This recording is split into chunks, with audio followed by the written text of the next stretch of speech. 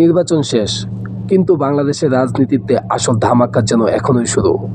বাংলাদেশ জামাতে ইসলামীকে এবার ব্রিটিশ মডেলে সরকার পরিচালনার বিকল্প কাঠামো দাঁড় করাতে যাচ্ছে। আজ আমরা বিশ্লেষণ করব তাদের দুইটি যুগান্তকারী ঘোষণা: ছায়ামন্ত্রিসভা গঠন, 30টি আসনে ফলাফল চ্যালেঞ্জ করে আইনি লড়াই। জামাতের পক্ষ থেকে অ্যাডভোকেট শিশির মনির ঘোষণা দিয়েছেন, দলটি গঠন করতে যাচ্ছে একটি ছায়া মন্ত্রিসভা। এটি কি?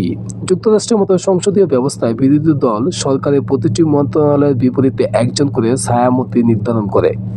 এই ধারণাটি এসেছে যুক্তরাষ্ট্রের সংসদীয় প্রথা থেকে।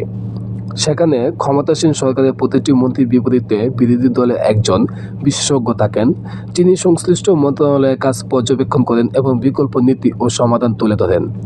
বাংলাদেশে যদি সেই মডেল অনুসরণ করা হয়, তাহলে সরকারের ভুল সিদ্ধান্তের সমালোচনার পাশাপাশি বিকল্প প্রস্তাব, তথ্য, উপাত্ত ও বিশ্লেষণ সামনে আনা হবে।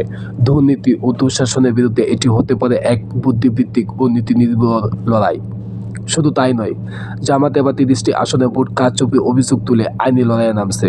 তাদের দাবি, নির্দিষ্ট প্রমাণসহ আদালতে যাওয়া হবে।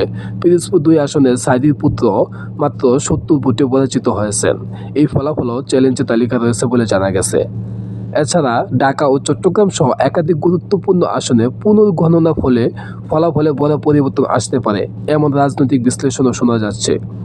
এতে কি বাংলাদেশ জাতীয়তাবাদী দল বিএনপি এর জন্য নতুন রাজনৈতিক সমীকরণ তৈরি হবে?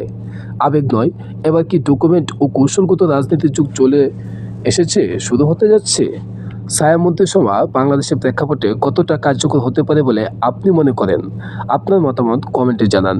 এমন বিশ্লেষণ পেতে চ্যানেলটি সাবস্ক্রাইব করে সঙ্গে থাকুন।